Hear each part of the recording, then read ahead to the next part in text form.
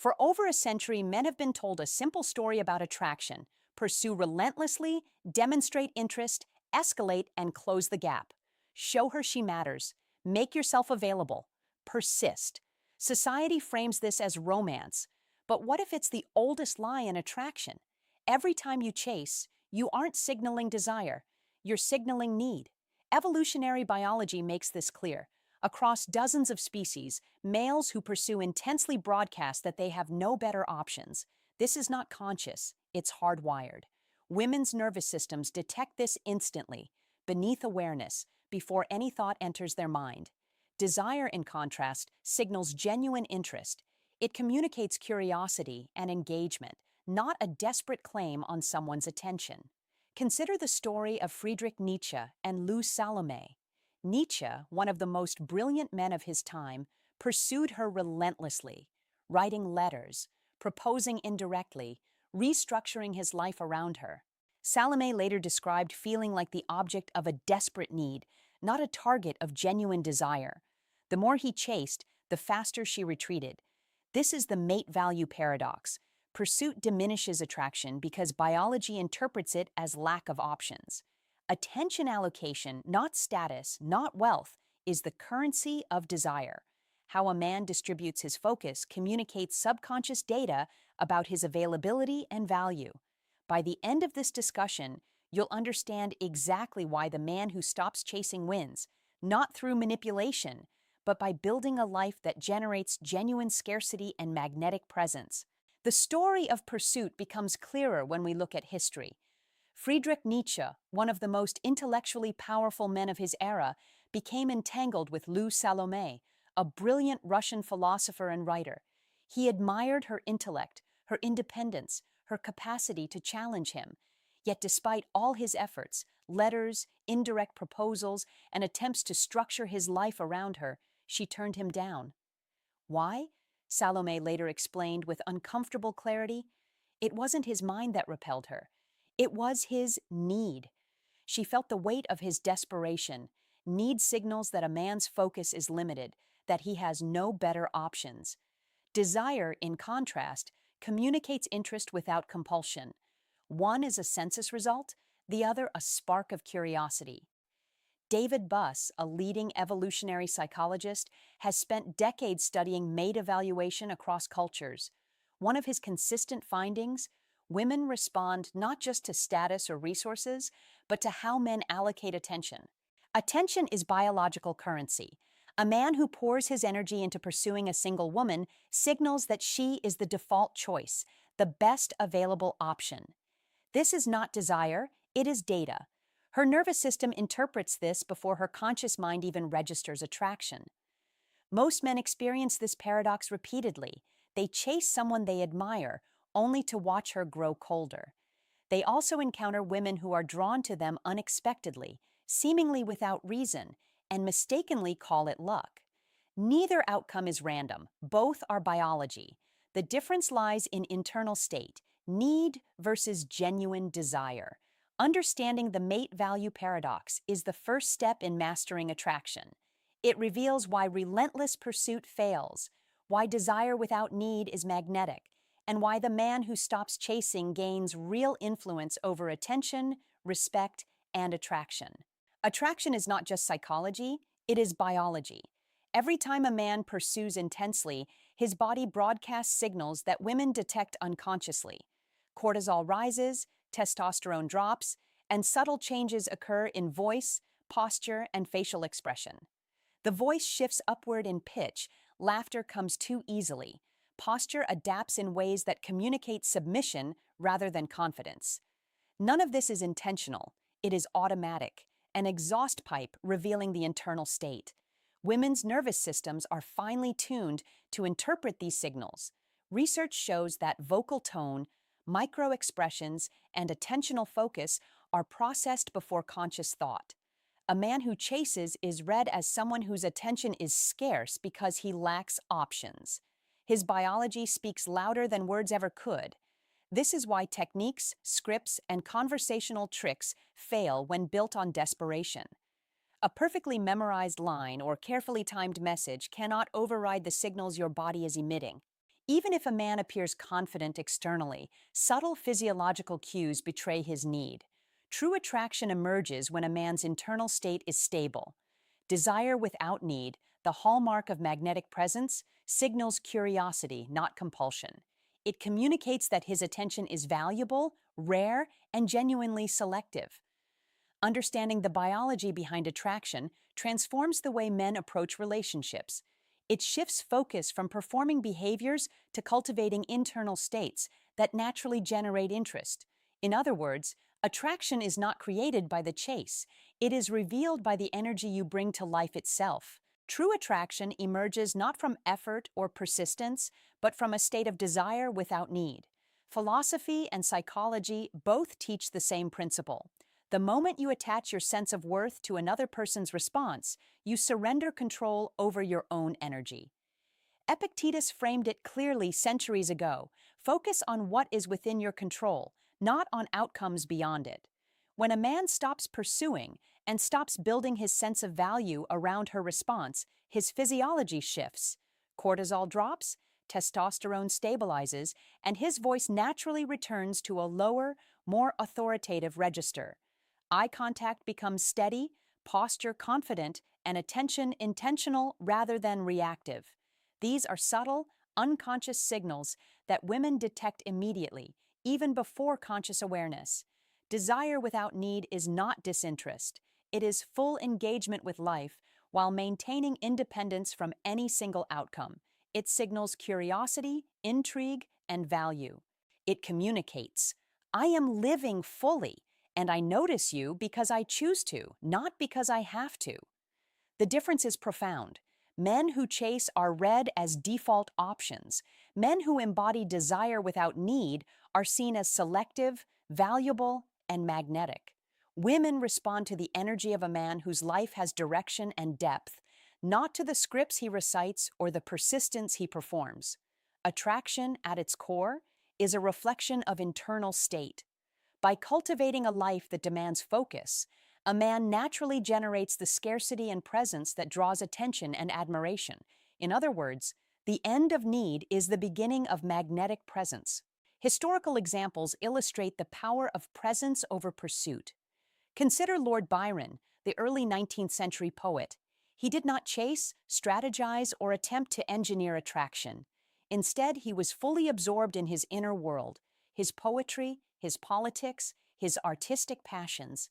He was a man consumed by purpose, not by the pursuit of validation.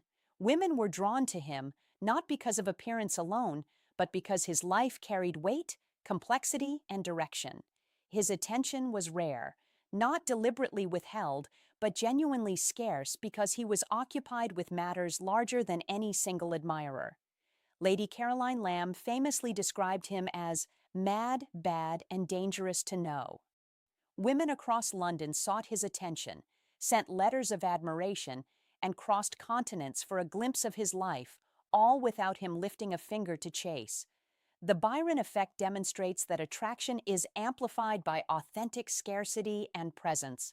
Mystery alone, without substance, fails. A man can appear elusive or enigmatic, but without depth, intrigue fades quickly. Byron's life shows that magnetism is a byproduct of genuine engagement with one's own journey, not a performance of unavailability. In practical terms, the lesson is clear. Women respond to men whose lives are fully occupied with meaningful work, passions, and growth. When your attention lands on them, it signals selection, not desperation. Your energy communicates value effortlessly, creating fascination and desire without the need for chasing. True attraction is earned through presence, purpose, and the richness of your own existence, not through persistent pursuit or calculated games. Attraction is fueled by scarcity, but not all scarcity is created equal.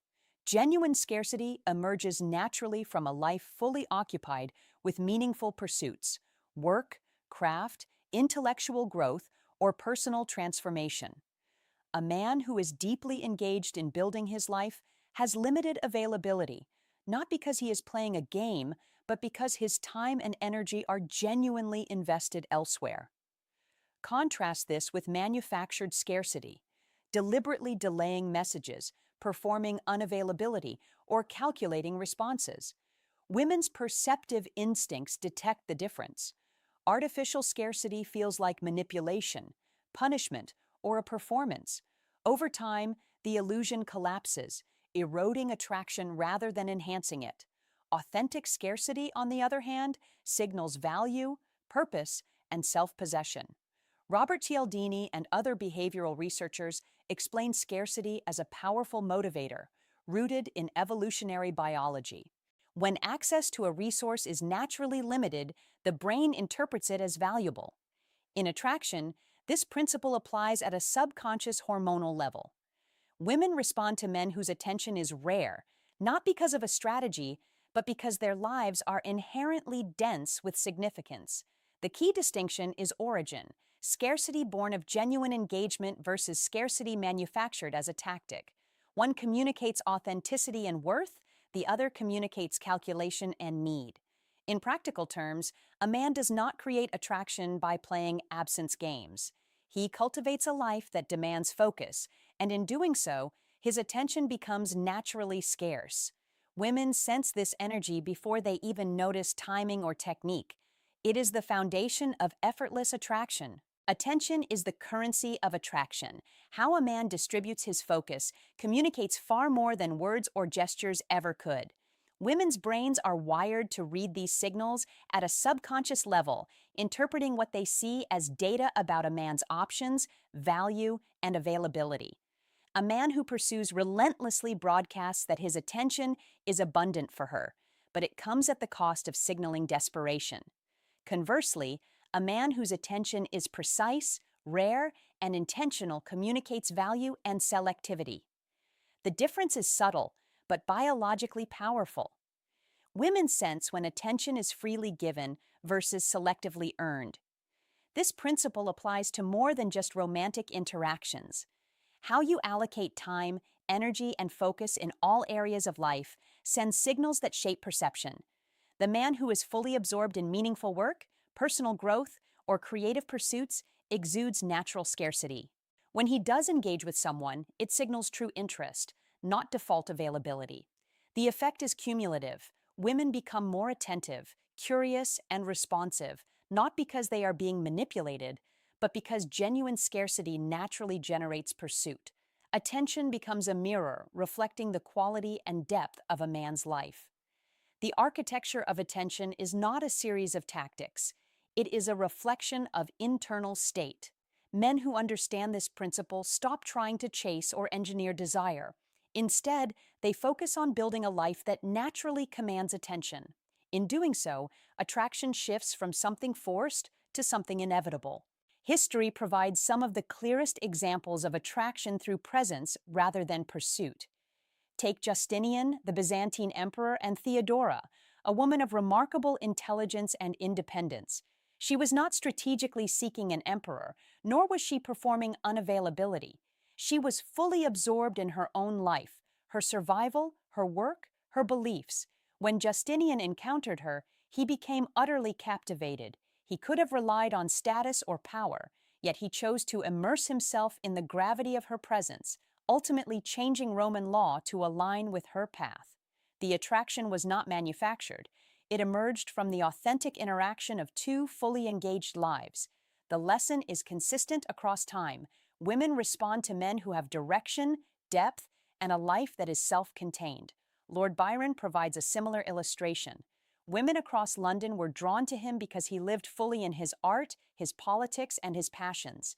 His attention was rare because his energy was devoted elsewhere, yet when it landed, it carried meaning. These examples demonstrate a key principle. Attraction is a byproduct of life lived with purpose.